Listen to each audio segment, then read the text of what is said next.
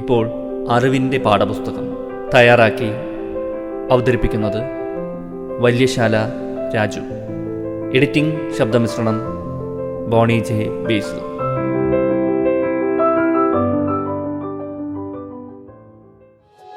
ഓരോ നാട്ടിലെയും പുഷ്പമേളകളും പുഷ്പാലങ്കാരങ്ങളുമൊക്കെ പങ്കുവയ്ക്കുന്നത് ഒരേ ഒരു കാര്യമാണ്. പൂക്കൾ ഓരോ നാടിൻ്റെയും സംസ്കാരത്തിൻ്റെയും നിറപ്പകിട്ടാർന്ന അടയാളങ്ങളാണെന്ന സത്യം. നമുക്കുമുണ്ട് അത്തരമൊരു പുഷ്പോത്സവം. വിദേശി പൂക്കൾ പ്രദർശിപ്പിക്കുന്ന ആധുനിക പുഷ്പമേളകളല്ല അത്.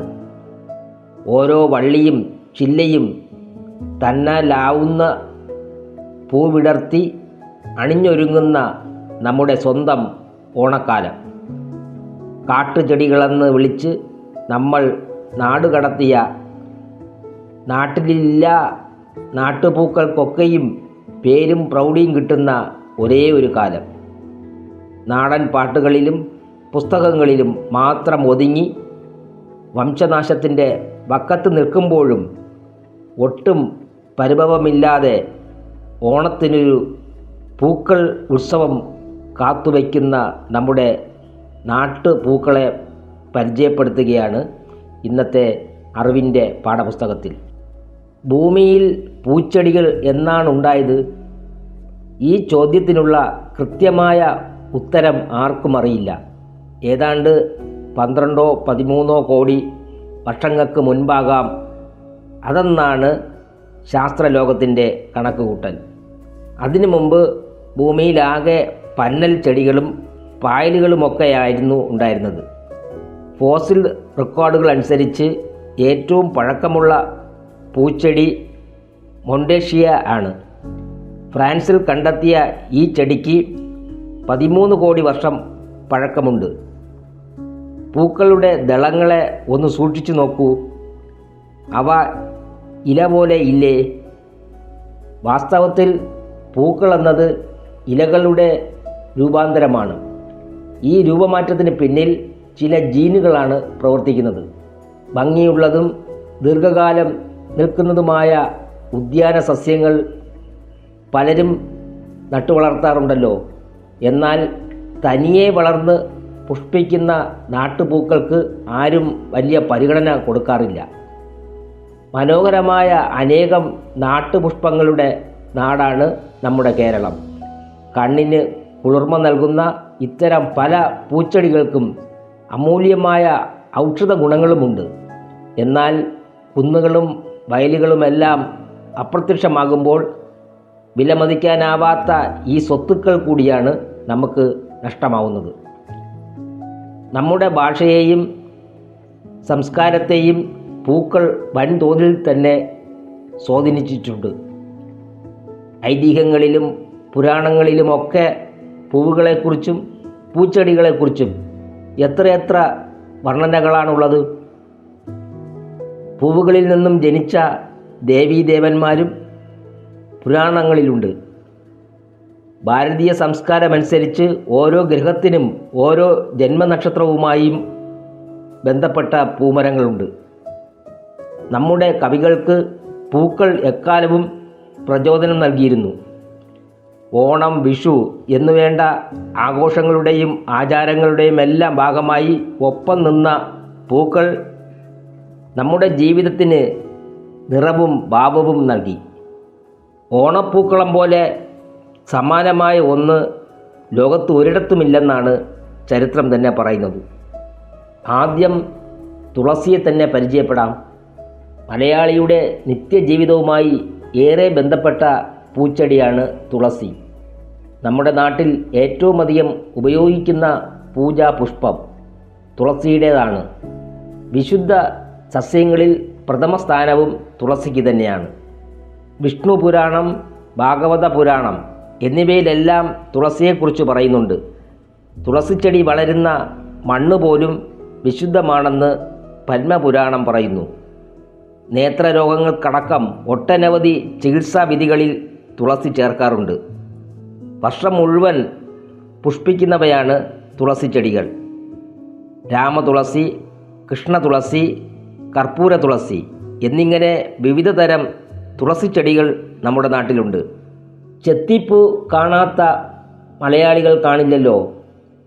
ചുവപ്പ് നിറത്തിൽ കുലകളായി ഉണ്ടാകുന്ന പൂക്കൾ കണ്ടാൽ ചെറു തീനാളങ്ങൾ പോലെ തോന്നുമെന്നതിനാൽ ജംഗിൾ ഫ്ലൈം എന്നൊരു പേരുകൂടിയുണ്ട് ഇവയ്ക്ക്. മലയാളത്തിൽ തെറ്റി, തെച്ചി എന്നിങ്ങനെയും അറിയപ്പെടുന്നു. പേര് കേട്ടൊരു പൂജാപുഷ്പമാണ് ചെത്തി.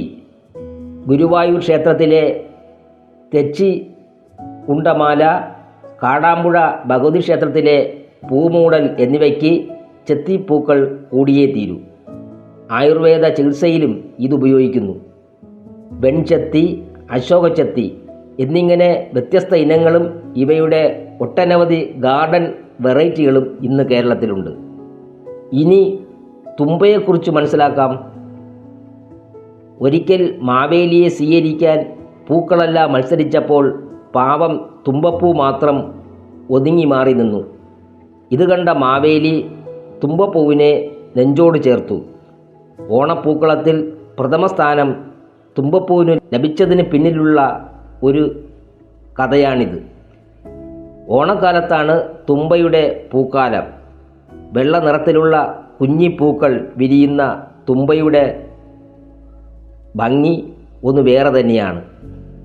തുമ്പയുടെ നിറം സൂചിപ്പിക്കുന്ന തുമ്പപ്പൂനിലാവ്, തുമ്പപ്പൂച്ചോറ് എന്നിങ്ങനെയുള്ള പ്രയോഗങ്ങൾ മലയാളത്തിലുണ്ട്. ഔഷധമായും ജൈവ കീടനാശിനിയായും തുമ്പച്ചെടി ഉപയോഗിക്കുന്നു. ഏറെക്കാലം വാടാതെ നിൽക്കുന്ന പൂക്കളാണ് വാടാമല്ലി. സാധാരണയായി മജന്ത പൂക്കളാണ് കാണുന്നതെങ്കിലും ഇന്ന് പല നിറത്തിലുള്ള വാടാമല്ലി ലഭ്യമാണ്. ചിത്രശലഭങ്ങളെ നന്നായി ആകർഷിക്കാൻ കഴിവുള്ളവയാണ് വാടാമല്ലിപ്പൂക്കൾ. അവ കായ്മണി പോലെ ഉരുണ്ടതാണ്. ചൂടുകാലത്തെ പ്രതിരോധിക്കാനുള്ള കഴിവ് വാടാമല്ലിക്കുണ്ട്. കേരളത്തിൽ ഉടനീളം കണ്ടുവരുന്ന മറ്റൊരു ഒന്നാന്തരം ഔഷധച്ചെടിയാണ് കുറുന്തോട്ടി. പലയിടത്തും കളയായി കാണുന്ന ഇവയുടെ പൂക്കൾ മഞ്ഞ നിറത്തിലാണ്. ഒരു ചെടിയിൽ ധാരാളം പൂക്കൾ ഉണ്ടാകും. കുറുന്തോട്ടി നല്ലൊരു ആയുർവേദ ഔഷധം കൂടിയാണ്. കുറുന്തോട്ടിക്ക് വാദം വരില്ല എന്നൊരു ചൊല്ല് തന്നെ മലയാളത്തിലുണ്ട്. വളരെ വേഗത്തിൽ വളരുന്നതും വേനൽക്കാലത്ത് പോലും ധാരാളം പുഷ്പങ്ങൾ തരുന്നതുമായ പൂച്ചെടിയാണ് അരളി. പൂജാപുഷ്പമായും ഇത് ഉപയോഗിക്കുന്നു. വെള്ള, മഞ്ഞ, ചുവപ്പ് എന്നിങ്ങനെ വിവിധ നിറങ്ങളിലുള്ള അരളിപ്പൂക്കളുണ്ട്. ഇവയുടെ പശയും നീരും വിഷമാണ്. ശരീരത്തിൽ ചെന്നാൽ ഛർദിയും അതിസാരവും ഉണ്ടാകും.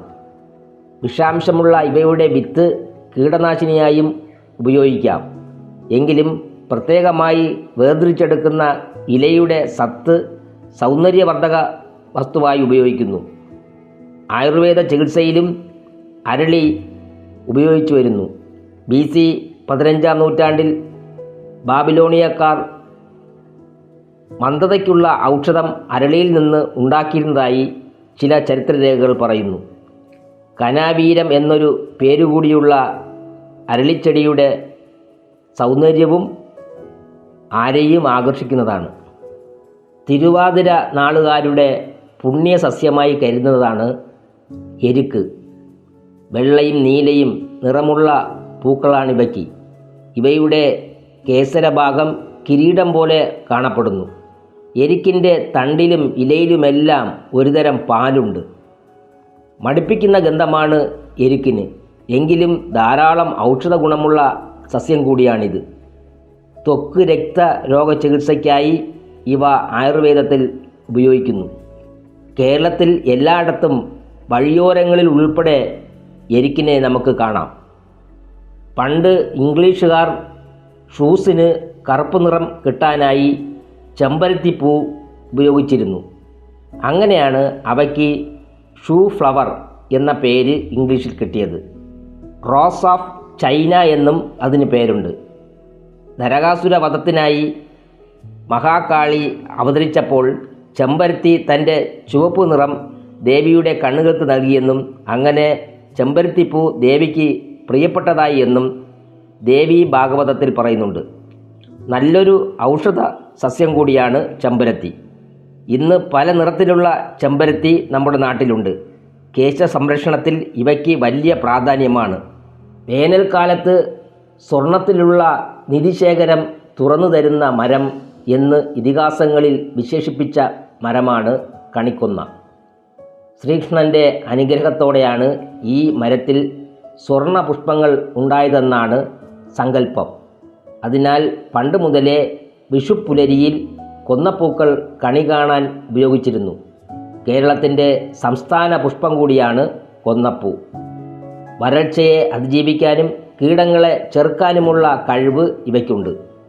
തമിഴ്നാട്ടിൽ ക്ഷേമത്തിൻ്റെയും ഐശ്വര്യത്തിൻ്റെയും പ്രതീകമായി കരുതുന്ന പൂവാണ് കനകാംബരം. ഓറഞ്ച്, മഞ്ഞ, ചുവപ്പ് നിറങ്ങളിൽ കനകാംബര പൂക്കൾ ഉണ്ടാകാറുണ്ട്. ശൈത്യകാലം മുതൽ ശരത്കാലം വരെയാണ് ഇവയുടെ പൂക്കാലം. വിത്തുകൾ ദൂരേക്ക് തെറിച്ചു വീഴ്ത്തുന്ന സൂത്രവിദ്യ ഉണ്ട് ഈ സസ്യത്തിന്. വസ്ത്രങ്ങൾക്ക് നിറം പകരാനായി ഇവയുടെ പൂക്കൾ ഉപയോഗിക്കുന്നുണ്ട്.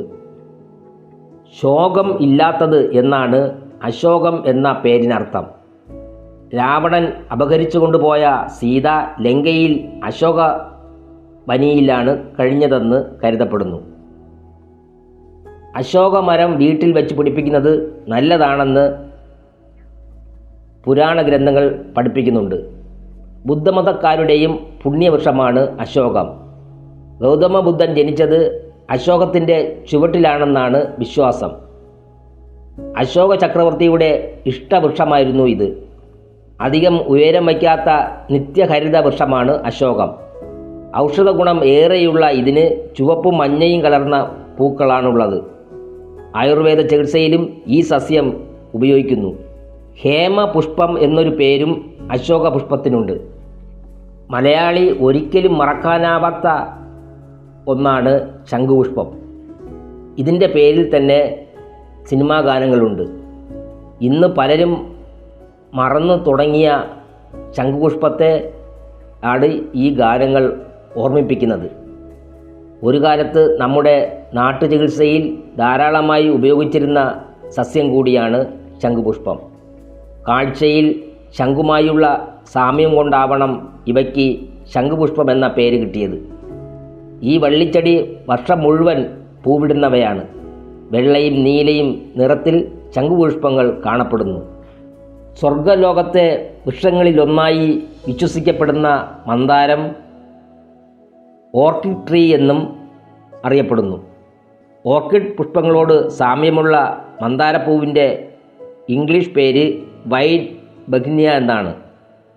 ചെറുവൃക്ഷമായി കാണപ്പെടുന്ന വെള്ള മന്ദാരത്തിൻ്റെ പൂക്കൾ പൂജകൾക്കും മറ്റും ഉപയോഗിക്കുന്നു. ഇരട്ട ഇലകളാണ് ഇവയുടേത്. അതായത് ഇലയുടെ അറ്റത്ത് നിന്നും തണ്ടിലേക്ക് പകുതിയോളം രണ്ടായി കീറിയ പോലെ തോന്നിക്കും. ഇവയുടെ തൊലി വിഷചികിത്സയ്ക്കും ഉപയോഗിക്കുന്നു. നമ്മുടെ ഓർമ്മയിൽ നിന്ന് മാഞ്ഞുകൊണ്ടിരിക്കുന്ന കേരളത്തിലെ ചില പൂക്കളെക്കുറിച്ചുള്ള അറിവിൻ്റെ പാഠപുസ്തകം ഇവിടെ പൂർണ്ണമാകുന്നു. ഞാൻ വലിയശാല രാജു. അറിവിൻ്റെ പുതിയൊരു എപ്പിസോഡുമായി ഇനി നാളെ. ഇതുവരെ കേട്ടത് അറിവിൻ്റെ പാഠപുസ്തകം.